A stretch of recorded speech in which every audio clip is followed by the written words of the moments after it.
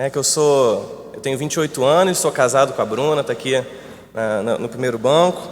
E também uma excelente notícia, que também estamos esperando há 9 semanas nosso filhinho, ou filhinha, que a gente não sabe ainda, está por vir. E graças a Deus temos essa oportunidade. E eu fiz questão de complementar essa apresentação, porque a minha esposa tem uma grande parcela também desse estudo. Eu costumo falar com ela que ela é um milagre.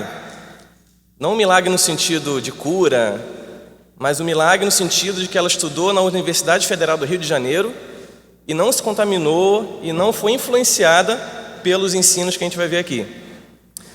É interessante que quando ela estava concluindo os seus estudos na sua monografia, a sua orientadora olhou o primeiro texto, aquele texto inicial que ela apresentou, e era um texto que falava sobre um outro assunto, sobre trabalhadores imigrantes, e ela deu um exemplo, um caso concreto, sobre os haitianos que vieram para cá. Ela estudou relações internacionais, e aí a orientadora dela falou: olha, legal, esse primeiro texto está muito bom, mas está faltando um texto de Marx. Aí ela falou: não, professora, mas eu entendo que o assunto caminha para um outro lado, existem outros pensadores sobre esse assunto que podem falar muito mais especificamente sobre isso. Ela falou: não, precisa ter alguma citação de Marx. E aquilo me incomodou no momento, e foi até uma centelha ali que me incentivou a buscar mais por que esse posicionamento dela. E aí na formatura dela, foi escolhida uma professora para ser a paraninfa, não sei se é esse o termo, e ela foi falar, dar o testemunho dela, fazer o discurso dela. Em vez de fazer um discurso como todos os paraninfos, explicando, falando sobre os anos que se passou com aquela turma, como aquela turma se comportou, ela passou a apregoar o feminismo do início até o final. Ela disse que aquele momento era um momento de quebra de paradigmas, porque historicamente as turmas sempre escolhiam paraninfos homens e agora tinham escolhido uma mulher, e aquilo significava o empoderamento da mulher. E eu falei: por que ela não está falando da turma? E por que ela está falando isso? E isso me incentivou a estar buscando entender um pouco sobre isso.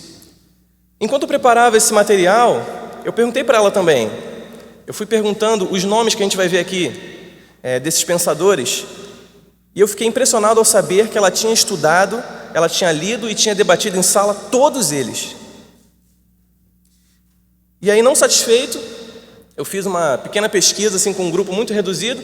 Eu fui no grupo de Facebook dos jovens da nossa igreja e perguntei para eles, aqueles que que estão no ensino superior, principalmente na universidade pública, fiz a mesma pergunta, se eles tinham ouvido falar de algum desses pensadores que nós vamos falar aqui. E aí, para minha surpresa ou não, estudantes de Relações Internacionais, Direito, Matemática, Defesa e Gestão Estratégica Internacional, Pedagogia, Música, Psicologia, Publicidade e Propaganda, todos eles tinham estudado, tinham debatido em sala sobre algum desses pensadores. E aí eu entendi do que nós estamos tratando. E a gente vai entender aqui como a gente chegou nesse ponto. Como a universidade, como os vários ramos da sociedade estão influenciados por esse pensamento. E a razão para isso está no tema da nossa palestra, que o marxismo cultural é um projeto de poder. E a gente vai ver como essa ideia foi desenvolvendo. É claro que a gente tem pouco tempo aqui, é um assunto muito extenso, então a gente vai fazer uma análise introdutória, vai ser apenas um gostinho para você estar procurando saber mais, mas eu creio que vai ser já um bom pontapé para você estar buscando entender do que a gente está tratando, com quem nós estamos lidando. E eu me baseei nessa palestra em um livro chamado A Revolução Grancista do Ocidente, de Sérgio Augusto Avelar de Coutinho. A Revolução Grancista do Ocidente, Sérgio Augusto Avelar de Coutinho. Se você não anotou, depois eu posso te falar. Ele era da editora Ombro a Ombro. Depois, se não me engano, pelo que eu pesquisei, a Biblioteca do Exército está reimprimindo esse livro.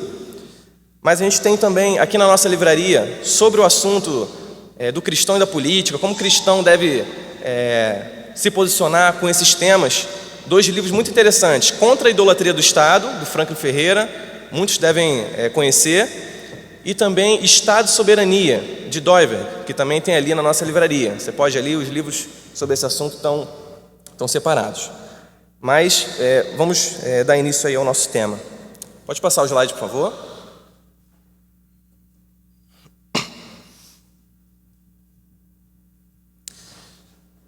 No final do século XIX, início do século XX, surgiu o Karl Marx, aquele rapaz lá que a orientadora da minha esposa pediu que fosse incluído no trabalho dela. Ele surgiu com a sua visão do marxismo clássico, aquela visão clássica da luta de classes, da grande guerra que haveria entre o proletariado e a burguesia, e essa visão foi se espalhando, até que chegou a Primeira Guerra Mundial. E aí todos os ideais de mudança, toda a esperança que havia no homem, tudo isso foi se dissipando em meio às atrocidades que foram vistas na guerra. Toda essa esperança de que o homem poderia, de alguma forma, mudar, isso foi sendo eclipsado pela crueldade que foi vista durante essa guerra. E para somar isso, no finalzinho ali do período da guerra, acontece na Rússia a Revolução Russa também. Inclusive, muitos meios estão comemorando os 100 anos da Revolução Russa esse ano, onde Vladimir Lenin se aproveitou de circunstâncias políticas que estavam acontecendo ali no país e, pautado ali pelos ensinos socialistas, influenciado por Marx também, ele toma o poder no país por meio de um levante armado. Foi a expressão bélica, né, a expressão de guerrear mesmo, da luta de classe, e ali a revolução do proletariado por meio do derramamento de sangue. E ali a Rússia se torna um país socialista. E a gente vai ver que, conforme o desenrolar do governo de Lenin ali, o modo de agir do socialismo, ele foi começando a receber críticas dentro dos próprios pensadores marxistas. O jeito que Lenin estava tocando, né, a Rússia ali estava sendo o primeiro grande exemplo de um país que tinha adotado o socialismo, e por meio de algumas atitudes de Lenin, ele passou a receber algumas críticas de pensadores dentro do próprio marxismo. E é isso que dá o início, o pontapé daquilo que a gente vai ver e entender como o marxismo cultural. Pode passar, por favor. O primeiro pensador que criticou essa ideia do socialismo e como o socialismo foi implantado na Rússia foi George Lukács, como está aí a foto dele, algumas informações. Ele foi um filósofo húngaro, membro do Partido Comunista da Hungria. Ele se filiou mais ou menos ali em 1918. E um ano depois, em 1919, Béla Kun assume ali, tem-se uma revolução ali na Hungria, e a Hungria passa a ser uma república soviética húngara. Ou seja, seria mais um exemplo ali da implantação do socialismo em outro país, agora na Hungria. E Béla Kun, como Lukács fazia parte ali do Partido Comunista, Béla Kun chama Lukács para ser o comissário do povo para a educação e cultura. E a gente vai ver o que significa um filósofo comunista estando à frente da educação e da cultura de um povo. Pode passar, por favor.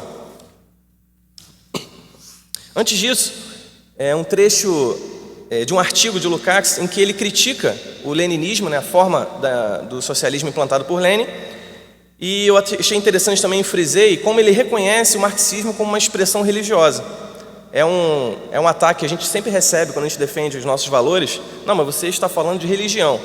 E a gente vai entender que os próprios pensadores reconhecem que o marxismo é uma cosmovisão religiosa.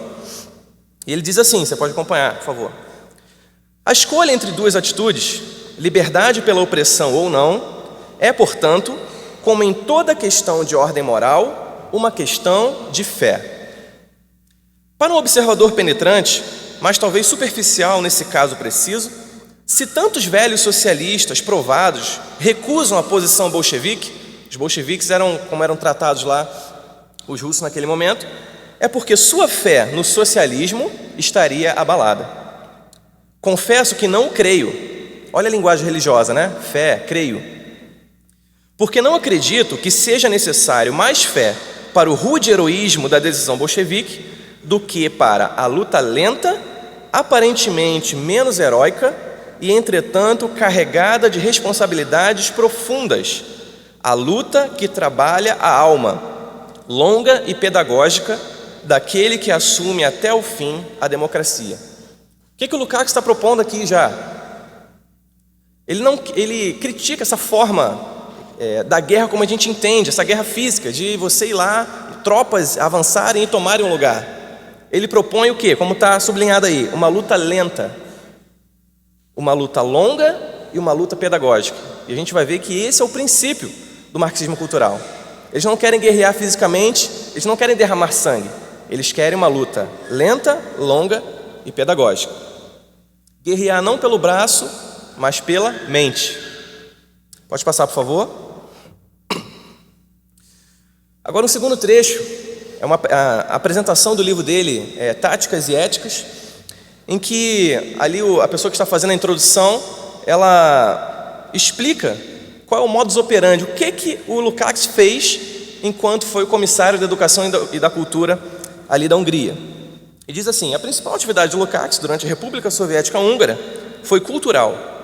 Seu objetivo era revolucionar as almas pela reeducação e estabelecimento de uma genuína propriedade sobre a cultura. Segundo Jazi, ele tentou criar um novo espírito de fraternidade, fé massificada e uma nova moralidade. As medidas tomadas incluíam a nacionalização das escolas privadas, a maioria nas mãos da Igreja Católica, a revisão dos programas universitários, a abolição dos livros-textos tradicionais, além de séries de palestras sobre despertamento sexual, a natureza arcaica da família tradicional e da monogamia e a irrelevância da religião. O tratamento burguês da mulher em um, entre aspas, sistema social de machos possessivos também esteve em destaque. Isso é um trecho tirado diretamente da apresentação de um livro do próprio Lukács. E não sei se vocês repararam, mas isso foi posto em prática em 1919. Então a engrenagem desse sistema vem sendo trabalhada há pelo menos um século. Eu creio que a sociedade ocidental demorou um pouco para acordar, mas graças a Deus estamos acordando e reagindo, ainda que um pouco tarde, mas está havendo uma reação, porque isso já vem sendo trabalhado há um século. Desde lá, claro que influenciado antes por outras pessoas, mas principalmente ali com Lukács na Hungria.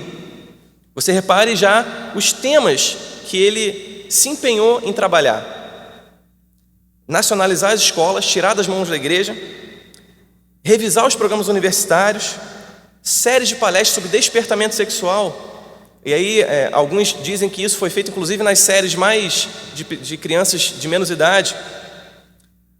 Séries de palestras sobre a natureza arcaica da família tradicional, sobre a natureza arcaica da monogamia e sobre a irrelevância da religião. Então já um ataque direto aos valores cristãos. Pode passar, por favor.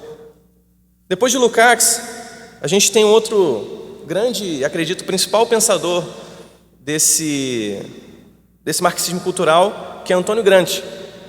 Ele foi um filósofo político italiano, foi membro do Partido Comunista da Itália, já não na Hungria, mas em outro país agora, na Itália.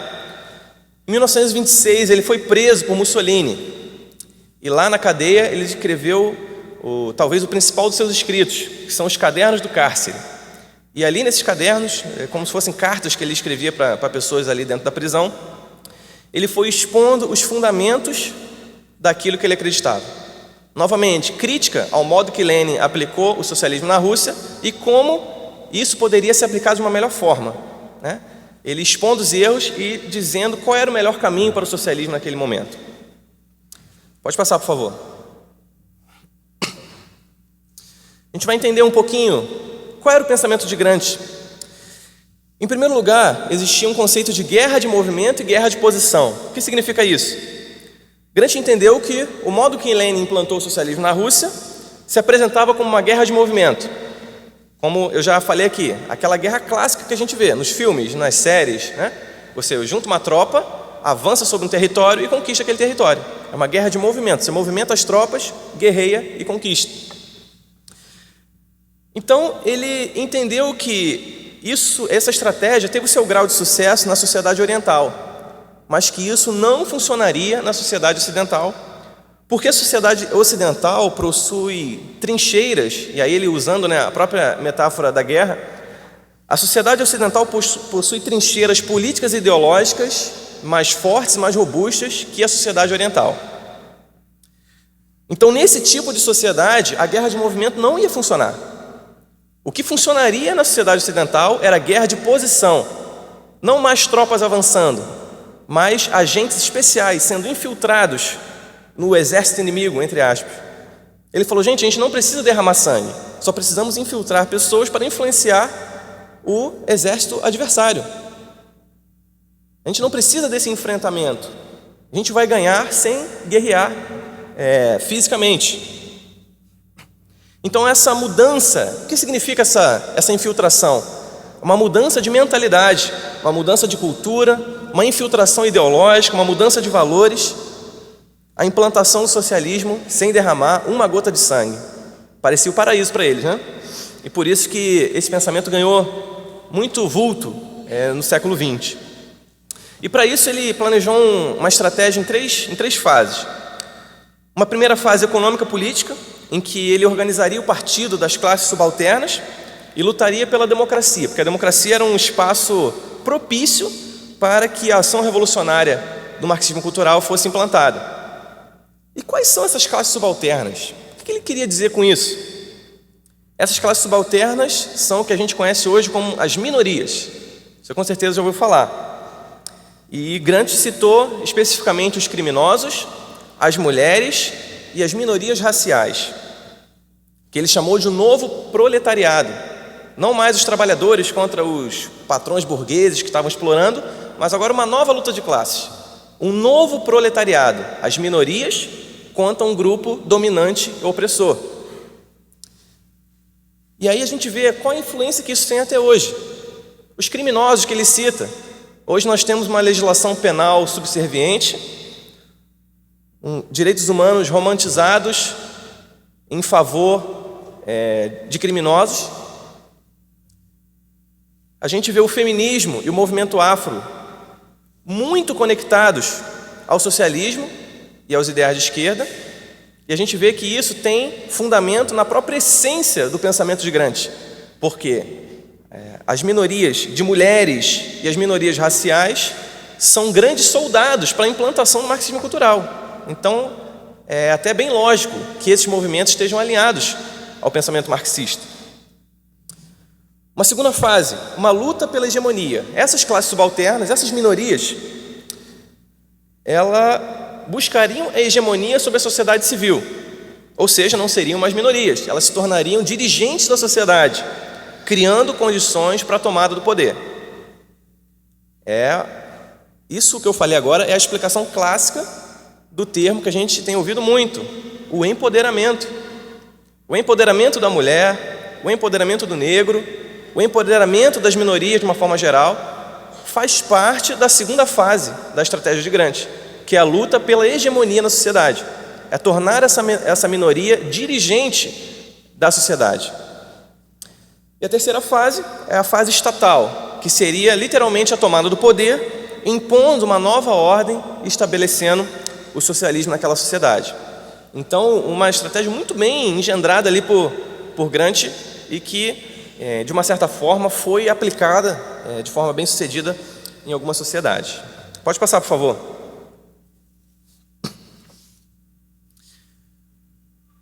Um segundo ponto, ele afirma que para ele colocar essa estratégia em prática, ele precisaria de uma reforma intelectual e moral da sociedade. Isso passaria novamente por três coisas. Em primeiro lugar, a superação do senso comum, ou seja, uma substituição dos valores culturais por meio da eliminação total dos valores tradicionais desse grupo, entre aspas, dominante e opressor. E aí a implantação de novos valores e conceitos capitaneados por essas classes subalternas, por essas minorias. E os principais arautos dessa mudança são os intelectuais. E a gente vai ver o que significa os intelectuais para Gramsci daqui a pouquinho. Um segundo ponto dessa reforma intelectual e moral é uma conscientização político-ideológica. Você precisa dar sentido político a esse novo senso comum, um sentimento de pertencimento a esse grupo e a esses novos valores. E aí é que a gente vê hoje muitas pessoas falando em orgulho gay, em orgulho negro. É o quê? É essa segunda fase, é dar esse sentimento de pertencimento a esses novos valores. E quando se fala em sentimento, a gente reconhece o elemento de fé presente, novamente aqui, expondo o caráter religioso da cosmovisão marxista. Defensores do marxismo hoje são crentes na sua cosmovisão. Alguns são evangelistas, evangelizam e buscam trazer pessoas para a sua cosmovisão. Pode passar. Não, desculpa.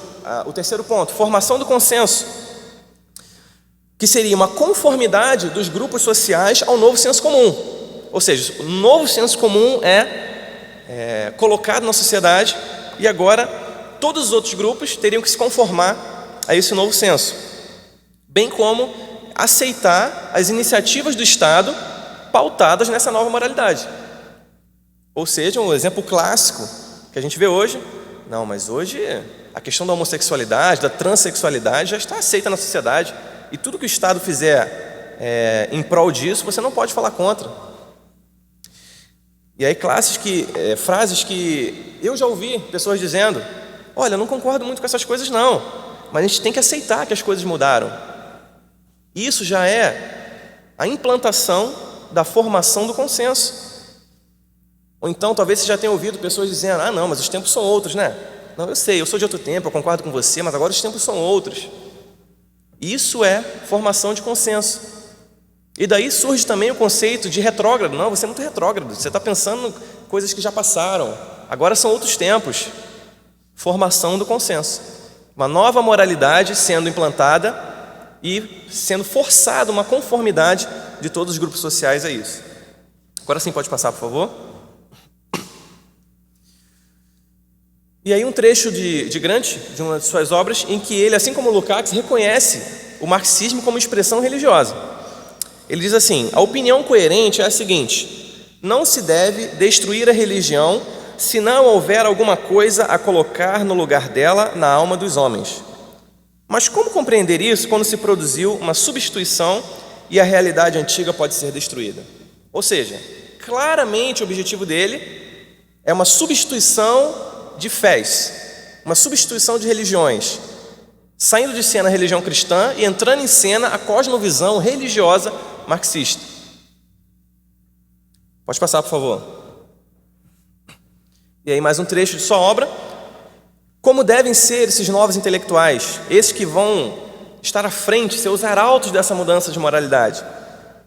O modo de ser do novo intelectual não pode mais consistir na eloquência, motor exterior e momentânea dos afetos e das paixões, mas no imiscuir-se ativamente na vida prática, como construtor, organizador, persuasor permanente e não somente um simples orador. Desde a técnica como trabalho, passa-se a técnica como ciência e a concepção humanista da história, sem a qual se permanece especialista e não se passa à categoria de dirigente. O que ele está querendo dizer? Ele não quer especialistas, ele quer pessoas que dirijam a sociedade. Ou seja, um simples ator, ele não deve se resumir a fazer o seu trabalho, atuar numa novela, num teatro.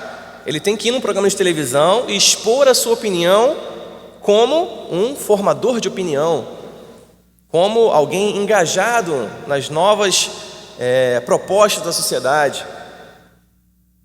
E aí a gente vê iniciativas como Encontro com Fátima Bernardes, que é, resumidamente, o palco dos novos intelectuais. São artistas, são pessoas da sociedade, intelectuais, que estão ali para fazer o que Gramsci está dizendo aqui. Não um simples especialista, fazer aquilo que é a profissão que ele seguiu, mas sim ser um formador de opinião, ser um dirigente da sociedade. E isso é uma das formas que ele buscou para estar difundindo ali os seus ensinos. Pode passar, por favor. E aí, por fim, ele busca a neutralização do aparelho hegemônico e a coerção desse grupo dominante. Esse grupo que seria esse dominante, os opressores, seriam coagidos a seguir essa nova moralidade. E aí eu comentei lá no início que ele falou que a guerra de movimento do Lênin não daria certo, porque a sociedade ocidental tinha algumas trincheiras ideológicas, de valores. E quais trincheiras são essas? São as instituições, são pilares da sociedade. A família, a igreja, a escola, as forças armadas e a polícia, a mídia, o parlamento, e aí você segue. Então essa tomada de poder, segundo Gramsci, e essa transição para uma sociedade ali socialista, marxista, não seria possível se você não neutralizar ou então subjugar cada uma dessas instituições. Ou seja, se a trincheira continuar de pé, ainda vai haver resistência. Então você deve neutralizar essas trincheiras ou então subjugá-las. E a gente vê que, dependendo da situação, a estratégia foi neutralizar ou foi subjugar. A mídia, por exemplo, foi subjugada. A nossa mídia hoje está subjugada ao pensamento marxista cultural, salvo raríssimas exceções.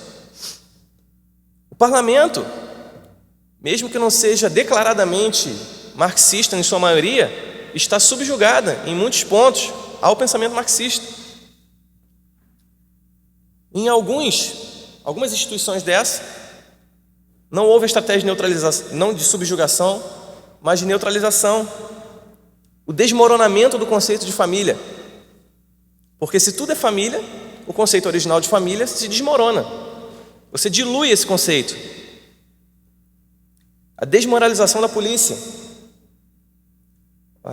As forças armadas sendo taxadas como ditatoriais e retrógradas. Tudo isso é estratégia de neutralização das instituições da nossa sociedade. A igreja, teve um artigo há alguns anos, que até o site Dano Domini publicou, em que eu não lembro o nome do autor, que ele dizia que há um tempo atrás a estratégia era jogar a igreja para escanteio, deixar a igreja na periferia. Não, deixa lá que vamos esquecer de falar dela. Mas que ultimamente a estratégia tem sido outra. Trazer a igreja para os holofotes, mas não para engrandecer a igreja, mas para neutralizar a igreja. E a gente tem visto a igreja em alguns pontos sendo holofote, mas sendo holofote para desmoralização dos seus valores. A gente vê cristãos progressistas que são mais fiéis à causa marxista do que o evangelho. Isso é neutralização da instituição da igreja. O pastor Marcelo vai falar aqui sobre conservadorismo. É interessante que o tema da palestra dele é todo cristão é conservador. E há 2 semanas atrás, eu recebi um convite no Facebook, em que o evento a pergunta era exatamente contrária. Aliás, nem era uma pergunta, era uma afirmação, dizendo que nem todo cristão é conservador. E a gente vê essa desmoralização, esse desmoronamento das instituições. Estratégia, novamente, aqui do marxismo cultural. E qual é esse processo estratégico para essa neutralização desse aparelho hegemônico? Em primeiro lugar, o enfraquecimento, a desarticulação, a perda de sustentação política, legal e da opinião pública.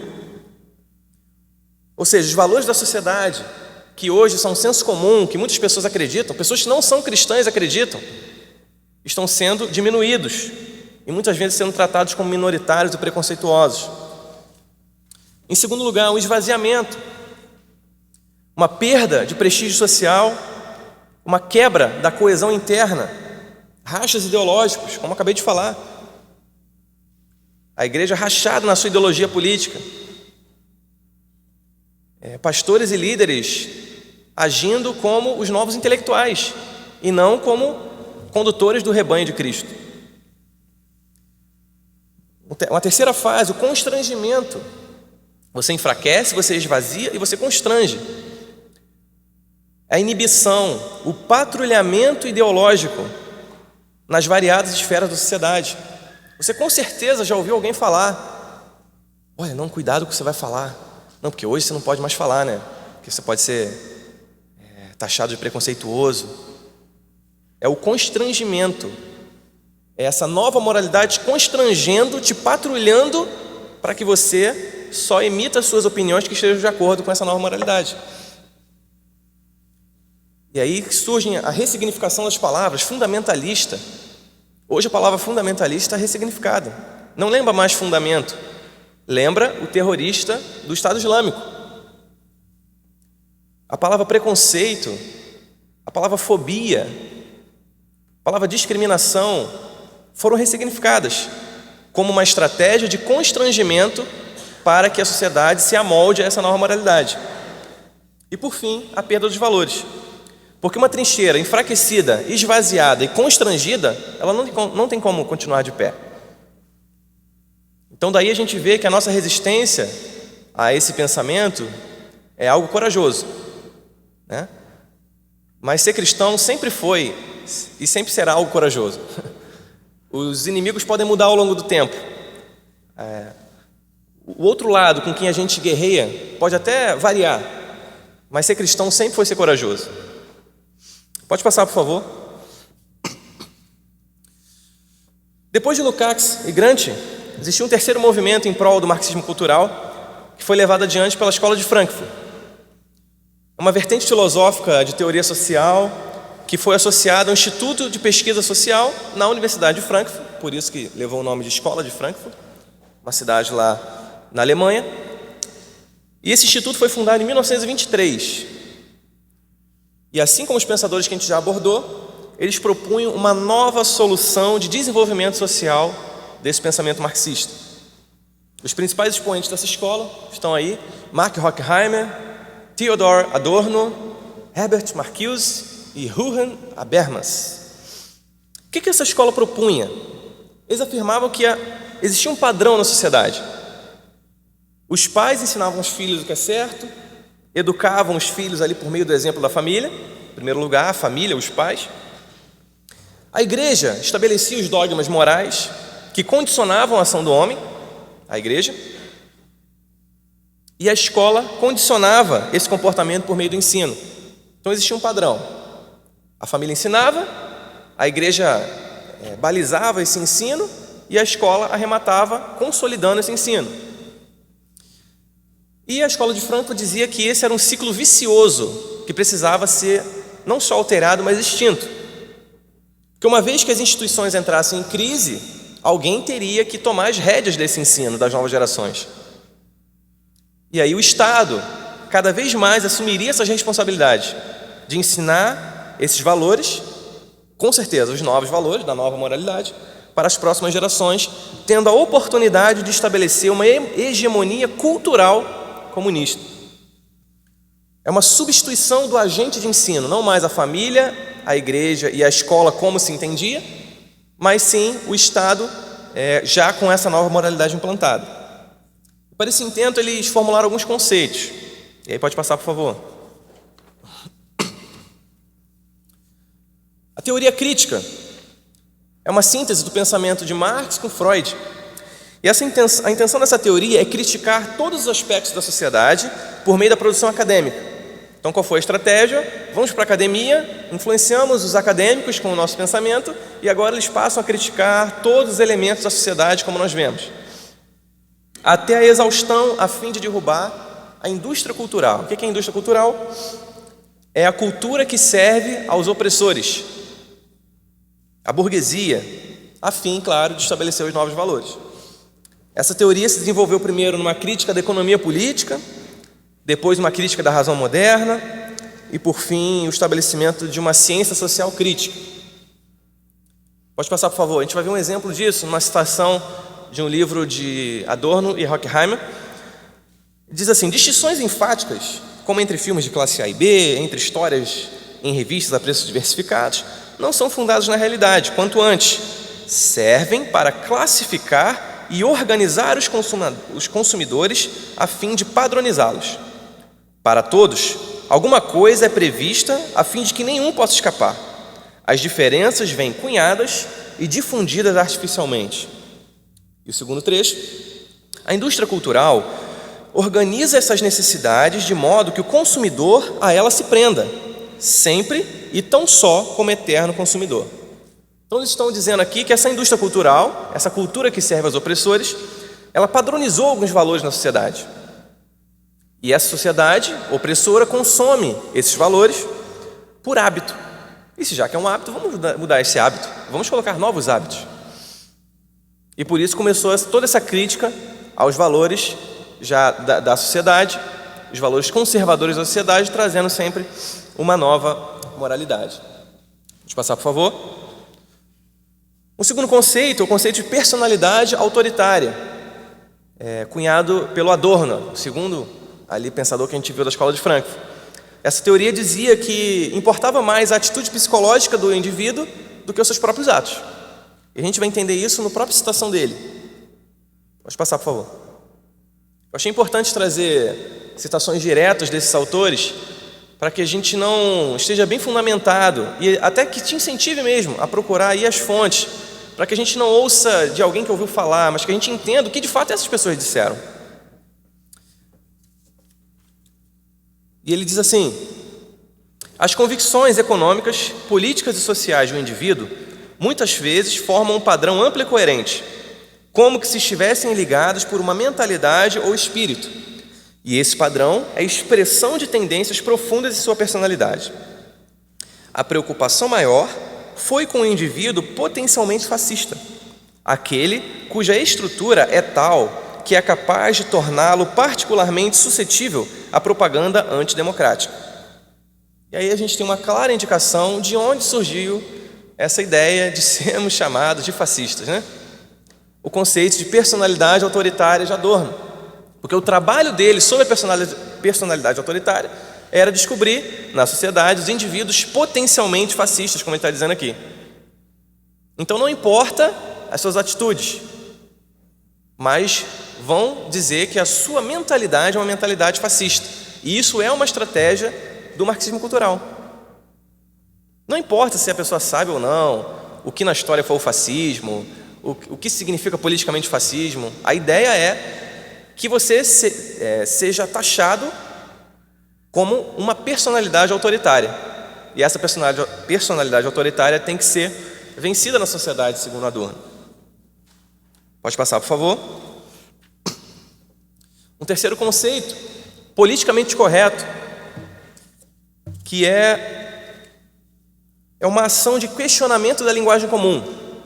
Um esforço para evitar uma linguagem caracterizada por, entre aspas, excludente, discriminatória, com o objetivo de manter uma visão favorável a respeito dessas minorias. É a famosa, como a gente vai falar aqui de novo, patrulha ideológica. Você tem que amoldar a sua linguagem, você tem que amoldar o seu vocabulário para a nova moralidade. O homossexualismo não é mais homossexualismo, a homossexualidade, que depois é homoafetividade, e agora é toda essa mudança frequente, movimento GLS, LGBT, LGBTS, toda essa mudança frequente de linguagem faz parte da estratégia marxista cultural de conquista da sociedade por meio dessa confusão. Você não sabe mais o que dizer, e você fica assim, será que eu estou falando que é certo? Será que se enquadra no politicamente correto? Os programas de humor hoje estão sem humor, né? Porque muitos perdem por medo da patrulha do politicamente correto, acabam se adequando a essa imposição. E você com certeza já ouviu falar pessoas dizendo: hoje você tem que tomar cuidado com o que você fala, né? Porque você pode ser processado, alguém falar que você está discriminando. E essa preocupação desse politicamente correto é exatamente em relação às classes subalternas, às minorias que a gente falou. E por falar em minorias, o Herbert Marcuse, que é o terceiro que a gente viu lá, ele acrescentou a essas minorias algo muito interessante. Gramsci fala dos criminosos, das mulheres, das minorias raciais, e Marcuse acrescenta as minorias das questões da sexualidade, os homossexuais, os bissexuais, os transexuais, os travestis, e também outras religiões, o Islã. A gente vai ver que esse grupo de minorias, eles são tratados como oprimidos pela sociedade. E quem que oprime? Quem são esses grupos majoritários? É só você pensar no extremo oposto das minorias, né? Se a homossexualidade, transexualidade é minoria, o grupo opressor são os heterossexuais. Se as minorias raciais são as classes subalternas, quem são os opressores? Os brancos. Se os islâmicos, as outras religiões são as minorias, quem são os opressores? Os cristãos. E nesse momento, o politicamente correto, ele aponta para uma adequação de toda a sociedade a esse pensamento favorável às minorias. Pode passar, por favor? A gente vai ver um trecho de Marquilhos falando sobre isso. Ele diz assim: as minorias pequenas e impotentes que lutam contra a falsa consciência e seus beneficiários precisam de ajuda. A continuação de sua existência é mais importante do que a preservação do abuso de direitos e liberdades que garantem poderes constitucionais àqueles que oprimem essas minorias. Então ele está dizendo que você manter a existência das minorias é mais importante do que preservar o abuso de direitos e liberdades do que seriam essas classes opressoras. E aí a gente vê mais um conceito da atualidade, de intolerância. Se você não concorda com o politicamente correto, se você não é favorável ao pensamento das minorias, você está se colocando como um intolerante. Muitas vezes eu ou você talvez já foram taxados disso. E a intolerância também foi ressignificada, passou a ser sinônimo de discordância. Uma mera discordância passou a ser intolerância. Pode passar, por favor. Depois da escola de Frankfurt, a gente chega aqui no nosso país. Como essa ideologia chegou aqui? Ela foi sendo disseminada pela Europa durante algumas décadas e, como tudo, né, no Brasil demora um pouco a chegar. Aliás, esse assunto acho que foi bom demorar a chegar, né? Mas demorou um pouco a chegar aqui no Brasil. E os escritos de Lukács e dos grandes pensadores da escola de Frankfurt também começaram a ser traduzidos e inspirar os acadêmicos a partir da década de 70, mas foram implantados mesmo na década de 70. Então, olha quantos anos nós já temos de influência do marxismo cultural no nosso país. Ou seja, a gente não está falando de uma ideologia nova. Ela está se expondo à sociedade há pouco tempo, mas ela já está sendo infiltrada há muitos anos, pelo menos 50 anos. Em relação aos escritos de Grant, é interessante, aconteceu algo curioso. Uma primeira tentativa de tradução de seus escritos foi feita na década de 70, mas não ganhou muita popularidade, e aí meio que o movimento ali cedeu um pouco, mas surgiu com toda a força e todo o vigor ali entre 1975 e 1980. Aí essa iniciativa foi muito mais bem sucedida, muitos livros dele sendo traduzidos, e aí foi se instalando nas estruturas do pensamento acadêmico brasileiro esse pensamento do marxismo cultural. É interessante que um grande propagador dessas ideias grancistas é Paulo Freire, que até uns anos atrás era uma unanimidade no ensino, na educação e na pedagogia brasileira. Ele é um pedagogo considerado o pai da educação brasileira. Dessa forma, o ideal de Grant está totalmente arraigado no conceito pedagógico de Paulo Freire. Mas esse assunto é muito extenso, teria que ser uma outra palestra só sobre isso, porque é um assunto muito extenso. Mas eu coloquei aí um simples e leve relato do próprio Paulo Freire, para não dizer que a gente está falando mal dele sem citá-lo, né? Olha o que ele diz aí. Para mim, o caminho grantiano é fascinante. É nessa perspectiva que me coloco. Simples, direto. Ele próprio disse, não fui eu, não foi o pastor Marcelo, o próprio Paulo Freire diz isso. Então a gente vê como alguns setores da academia brasileira já estão completamente mergulhadas nesse pensamento. Pode passar, por favor. Basicamente, desde o início, o principal meio de disseminação do pensamento marxista se deu na universidade. Esse é o principal campo de influência do marxismo cultural. Porque através da formação de profissionais e intelectuais alinhados com esse pensamento, você tem entrada nos principais meios de propagação dessa ideologia.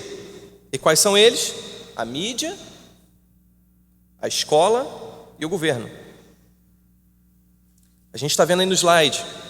A mídia, a gente vê muita influência. Eu citei alguns desses cursos lá no início, com a pequena pesquisa que eu fiz com os nossos jovens. Jornalismo, publicidade, marketing, teatro, produção cultural, música, cursos relacionados à mídia, a jornais, à televisão, à produção cultural, cursos influenciados pelo marxismo cultural. Escola, pedagogia, letras, história, licenciaturas em geral, né? Ou seja, atingir os professores, os projetos pedagógicos, a forma com que a educação vai se desenvolver. Terceiro ponto, o nível governamental, os cursos de ciência política, filosofia, sociologia, relações internacionais, direito. Ou seja, para você atingir os cargos políticos, os assessores legislativos, aqueles que de fato trabalham na produção de leis, a nova legislação que está se trabalhando. Então, existe algo muito bem direcionado e muito bem planejado. E principalmente nesses cursos, não só nesses, mas principalmente em cursos relacionados a essas três vertentes: a mídia, a escola e o governo. Que a mídia você controla a opinião pública, você implanta essa nova moralidade, esse novo senso comum, sem derramar uma gota de sangue, como era o ideal de Gramsci lá atrás. Porque a população assiste televisão de forma passiva e aceita todos aqueles valores de forma passiva. A escola, a criança já é formada, ela já cresce com esse pensamento arraigado. Se o pensamento marxista cultural hoje é um problema para a gente, é porque a gente teve um ensino diferente desse. Mas se as novas gerações já tiverem essa nova moralidade incluída, isso não vai ser problema para eles. E novamente, o governo, se as leis forem modificadas, daqui a 20, 30, 50 anos, não vai haver mais discussão sobre isso. Porque se você concorda, você vai estar indo de encontro à lei. Você estará transgredindo a lei. Então esse é o grande objetivo. E aí uma rápida pesquisa na internet, a gente já caminhando para o fim, eu pude verificar o quanto esse pensamento está presente na tua universidade. Novamente, não só para ficar nas minhas palavras, mas para a gente exemplificar isso.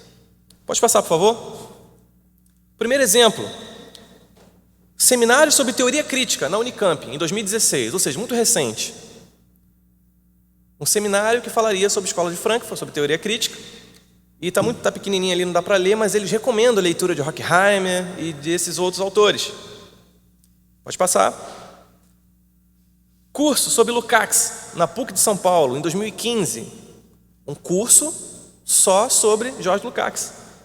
Aquele que implantou as palestras sobre despertamento sexual, sobre relevância da religião, um curso sobre ele. Pode passar. Seminário sobre Gramsci, Estado, Sociedade Civil e Políticas Educacionais, na Unirio, que pertinho da gente, né? 2015, recente. Pode passar, por favor. Seminário de Gramsci, na UFRJ, em 2015. É interessante que esse seminário foi feito com o objetivo de se criar uma sociedade, uma filial da Sociedade Internacional Gramsciana aqui no Brasil. E se não me engano foi bem sucedido, existe essa filial hoje. Uma Sociedade Internacional Gramsciana para divulgar os escritos de Gramsci no Brasil. Pode passar. Seminário sobre Gramsci e os desafios do século XXI, na Universidade Federal do Ceará. Não é algo restrito ao Sudeste, o Nordeste também. Em 2017, esse ano, seminário. Pode passar, por favor. Colóquio Internacional sobre Gramsci, na Unicamp, em 2017 também.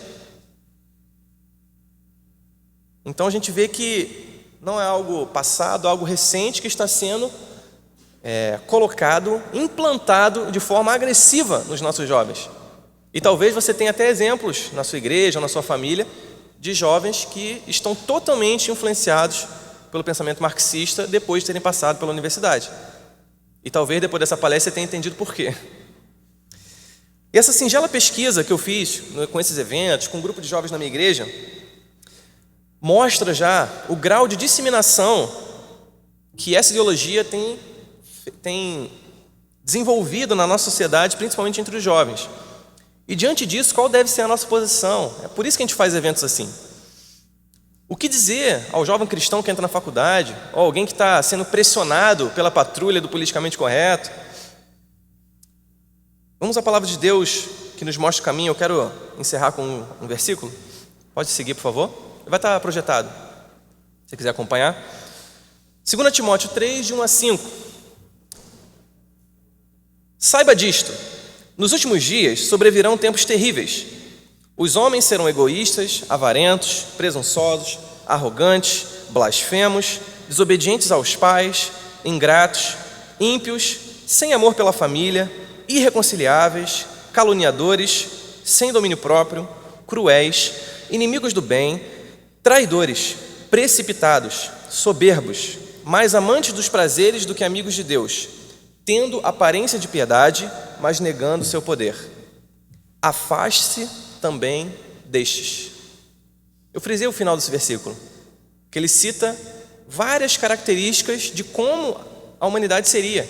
E a gente vê a Bíblia se cumprindo uma a uma dessas características. E o final, Paulo é muito claro: afaste-se também destes. Essa cosmovisão exposta aqui na minha fala é mais do que apenas uma cosmovisão secular. É uma cosmovisão anticristã, porque tem como objetivo exterminar, eliminar os valores cristãos, eliminar a igreja como fator influenciador da sociedade. Trata-se de um projeto de poder e possui claros objetivos de eliminar toda a moral cristã. Então, seguindo o conselho de Paulo a Timóteo, o movimento correto de um cristão é se afastar desses ideais e buscar desenvolver uma mentalidade bíblica e uma cosmovisão cristã. Então, entre a Bíblia e a foice, a Bíblia. E entre a cruz e o martelo, a cruz. Muito obrigado.